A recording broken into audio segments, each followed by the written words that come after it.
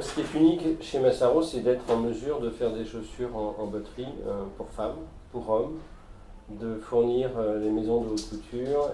Donc vraiment d'être capable de tout réaliser, de répondre à toutes les demandes. En ce sens, nous sommes uniques. Le fait d'être artisan, effectivement, est à la fois une énorme différence par rapport à d'autres maisons. C'est à la fois un atout et parfois un handicap. Quand je dis un atout, c'est qu'on peut être capable plus ou moins d'agir sur tous les postes et de vraiment donner une direction claire.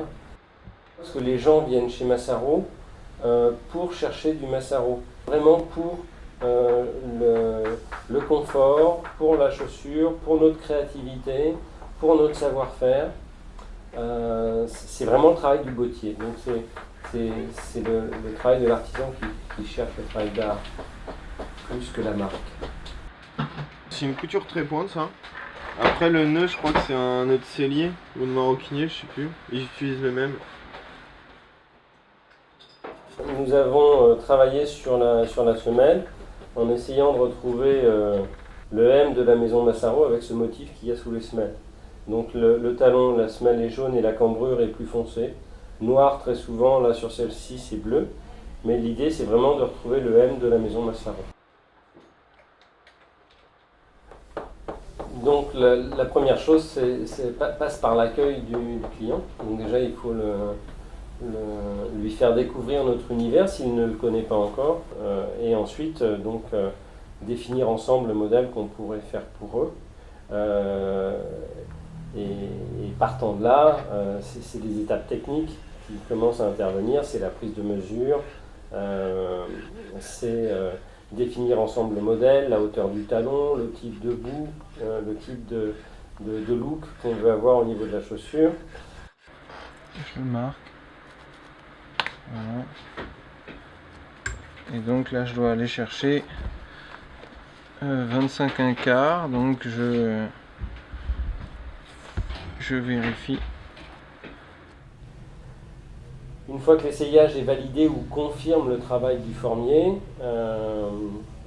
vient la réalisation réelle de la chaussure. Après la forme vient le dessin, le patronage, le travail de tige. La tige, c'est l'enveloppe du pied, c'est le dessus de la chaussure. C'est ce qui définit peut-être autant que la forme, le look et le style qu'on aura donné à une chaussure. La forme va donner aussi le confort, évidemment. Et après, il y a le travail du semelage. Donc pour une chaussure femme, c'est souvent un travail soudé. Et pour une chaussure homme, c'est un travail cousu.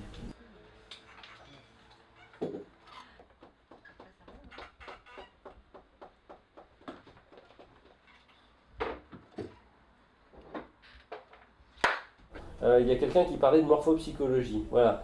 Est-ce que c'est ça? Je ne sais pas. Mais toujours est-il qu'il faut être capable de percevoir effectivement quelle est l'attente réelle du client. Ouais.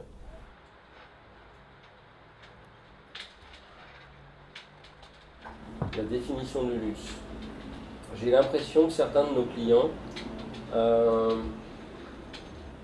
nous font travailler à la fois par amour de l'artisanat, par passion pour les artisans, pour les savoir-faire, mais ils n'ont pas forcément besoin de tout ça aujourd'hui. Et j'ai l'impression qu'ils fonctionnent parfois un petit peu comme des mécènes, dans leur façon de penser. Et quelque part, je me demande si c'est pas ça le luxe.